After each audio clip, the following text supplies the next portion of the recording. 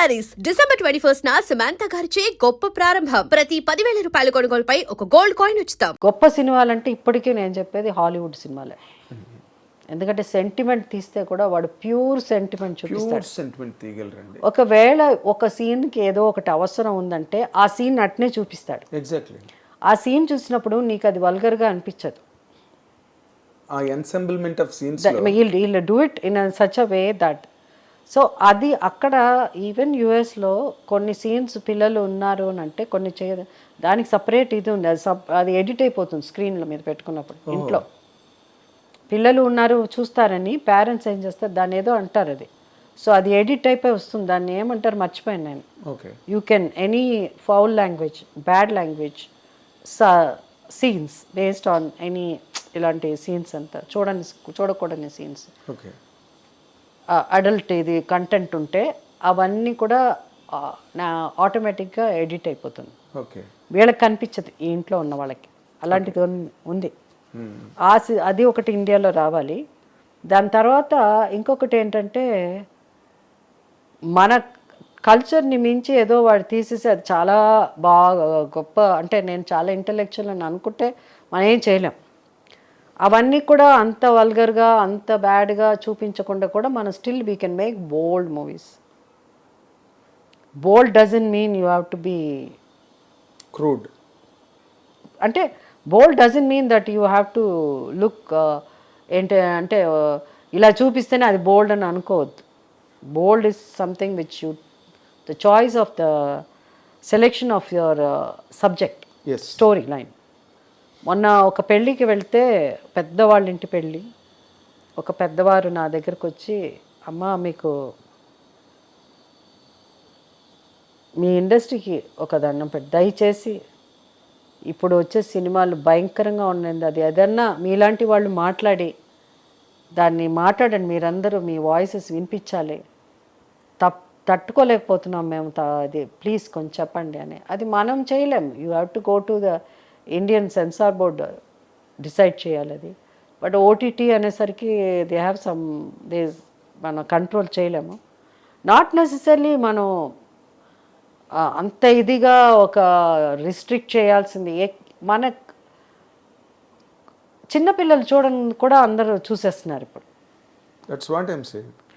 So దీనివల్ల చాలా ఇప్పుడు రీల్స్ లో మర్చిపోతున్నాం మన ఏంటి అన్నది, మన కల్చరు అది మర్చిపోతున్నాం. కానీ ఏది వచ్చినా హ్యాండిల్ చేసే కెపాసిటీ నీకు ఉన్నది.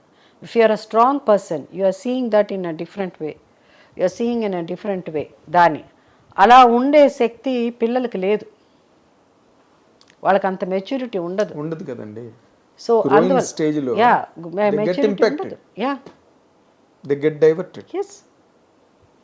14 years girl getting pregnant, ఇవన్నీ ఎందుకు చెప్పండి. సో యువర్ ఐడియాస్ మీరు ఇస్తున్నారు. ఇంత సాడ్ కదా అది. అదే వాళ్ళు మరి ఎక్కడి నుంచి ఆ కంటెంట్ పట్టుకొస్తున్నారో అన్ని మేడం, అన్ని ఇల్లీగల్ కాంటాక్ట్స్ మీదే సీరియల్స్ మేడం. ఓటీటీలో హారిబుల్. ఆ రీల్స్లోనే అదే, షార్ట్స్లోనే అదే, ఫేస్బుక్లోనే అవే ఆ సీన్లు బిట్గా కట్ చేసి షార్ట్స్ లాగా రీల్స్ లాగా. అసలు దానికి ఎక్కడ కూడా ఒక రిస్ట్రిక్షన్ కానీ, ఒక డిస్టిలేషన్ కానీ, ఒక సెన్సారింగ్ కానీ ఏమీ ఉండట్లే. And women are taking money and acting to the requirement of the director and producer. Oh, that is there. That is, see, acting వాళ్ళని తప్పు చెప్పండి, యాక్ట్ చేసేవాడిని తప్పు తీసేవాడిని తప్పు చెప్పండి. యాక్ట్ చేసేవాళ్ళు చేస్తారు వాళ్ళ అవసరాన్ని బట్టి, లేదా వాళ్ళు ఇది కరెక్ట్ కాదు అనుకుంటే ఓకే. ఈ మధ్య ఒక పెద్ద సినిమా వచ్చింది, ఆ పెద్ద హిట్ అయిపోయింది ఆ సినిమా, హిందీ సినిమా. చాలామంది దానికి అగెన్స్ట్గా మాట్లాడారు, చాలా తప్పు కాదండి అని. కానీ అది 400 కోట్లు అది సినిమా కలెక్ట్ చేసిందంటే దాన్ని ఎవరు చూశారు? నువ్వు చూసావు కదా, నువ్వే చూస్తున్నావు. సరే నువ్వు చూసినా అంటే అందరూ లేదండి అది ఒకళ్ళు ఈ సినిమా బాగుంది, అది యూత్ అంతా చెడిపోయారు, ఇప్పుడు యూత్ అంతా చూస్తున్నారు అలా అని. ఒకళ్ళు అన్నారు కాదండి అవంతా తప్పు, ఆ డైరెక్టర్ తీశాడు, ప్రొడ్యూసర్ అసలు ఆ సినిమాకి ఒప్పుకోవడం అన్నది ఓకే, వాళ్ళకి డబ్బులు కావాలి, డైరెక్టర్ ఇలాంటి సబ్జెక్ట్ తీయాలి అనుకున్నాడు కరెక్ట్. అన్నిటికంటే దాంట్లో తప్పు పట్టింది ఎవరంటే ఆ హీరోని. ఆ హీరో అంత పెద్ద హీరో, అతనికి సోషల్ రెస్పాన్సిబిలిటీ ఉండాలి కదా, అతను చేసి ఉండకూడదు అలా అన్నారు. అక్కడ యాజ్ అన్ యాక్టర్ ఆయన ఏం ఫీల్ అయి ఉంటాడు, నేను సినిమాలు కొన్ని డైలాగ్ నేను చెప్పను అని అంటాను, ఆయన కూడా చెప్పుంటాడు డెఫినెట్గా. కానీ నేను ఒక డిఫరెంట్గా ఒక యాక్ట్ చేయాలి అనే ఉద్దేశంతో నేను ఈ క్యారెక్టర్ ఇలానూ చేయగలను, నేను విలన్గాను చేయను, ఘోరమైన వ్యక్తిగా ఒక అంటే అంతకంటే వర్స్ట్ క్యారెక్టర్, వర్స్ట్ ఫెలో ఉండరు అనే క్యారెక్టర్ కూడా నేను యాజ్ అన్ యాక్టర్ నేను పర్ఫార్మెన్స్ చేయగలను అని నిరూపించుకోవడానికి ఆయన చేశాడు అని అనుకోవచ్చు. అంతే అంతే. If you want to justify exactly any way అదే, బట్ ఫస్ట్ ఆఫ్ ఆల్ ఎక్కడో ఒక చోట ఇలాంటివి ఉండకూడదు అన్నది మనం సెన్సార్ బోర్డు ఆపాలి. ఎగ్జాక్ట్లీ. ఇట్స్ అది ఎక్కడో మరి మీరు చాప్ చేశారంటే, స్ట్రిక్ట్గా ఏదో ఒకటి ఇంప్లిమెంట్ చేశారంటే ఎవరు దాన్ని దాటుకుని. అందుకని నేను మరీ ఫన్ జోక్ ఉండాలి. ఈవెన్ ఇఫ్ యూ కమెంట్, నేను ఎప్పుడు చెప్తాను ఏదైనా ఒక జోక్, కొంచెం అది నాకు ఇప్పుడు నేను నా భర్త, నా పిల్లలు, మేము అంత కుటుంబం, మా అమ్మ నాన్న అంతా చూస్తున్నాం అనుకోండి, సడన్గా ఒక సీన్ ఒక జోక్ అలా వచ్చింది అనుకోండి, అది ఎవరికి ఎంబారసింగ్గా లేకుండా ఓకే పిల్లలకి అర్థం అయ్యి ఉండదులే అని నేను అనుకోవాలి, నా పెళ్ళానికి అంత డీప్గా అర్థం అయ్యి ఉండదులే అని, మా అమ్మ నాన్నకి అర్థమైందో లేదో అని అట్లా ఉండాలి. అది అట్లా ఉంటే ఏముందని ఎవరికి ఇబ్బంది అవుతుంది కదా. మన సీరియస్ సినిమాలు చేసినప్పుడు ఇప్పుడు అదేం సినిమా, నేను ప్రకాష్ రాజు గారు మన బొమ్మరిల్లు చేసినప్పుడు అది ఎంతమంది ఐడెంటిఫై చేసుకున్నారు. అవును, ఆ సినిమా నేను నితిన్ గారు మా ఇద్దరు అబ్బాయిలు వెళ్ళాం. ఆ సినిమాలో కొన్ని సీన్లు ఉన్నప్పుడు మా పిల్లలు ఇద్దరు ఒకళ్ళనొకళ్ళు చూసుకుంటున్నారు ఇట్లా, ఏవే నితిన్ గారు ప్రకాష్ నన్ను చూస్తున్నారు ఇట్లా, నేను మెల్లిగా ఇలా చూస్తున్నాను నితిన్ గారిని. ఎందుకంటే చాలా సీన్లు అలా ఉంటాయి. ఎగ్జాక్ట్లీ. షర్ట్లు కూడా ఇది బాగుంటుందని తండ్రి డిసే వాళ్ళకి ఒక కోరిక ఉండాలి కదా, షర్ట్లు మేము ఇలా వేసుకోవాలి, ఈ టీ షర్ట్లు ఇలా, అలా ఫర్ ఎగ్జాంపుల్ చెప్తాను. సో ఆ సినిమాని ప్రతి ఒక్కళ్ళు ఐడెంటిఫై చేసుకున్నారు. అవునండి. ఫాదరు స్ట్రిక్ట్గా ఉండే ఫాదరు అన్నిట్లో సినిమా చూసి మారిన ఫాదర్స్ ఉన్నారు. అవునవును ఉన్నారు, అది కూడా మారిన వాళ్ళు ఉన్నారు. అవునా.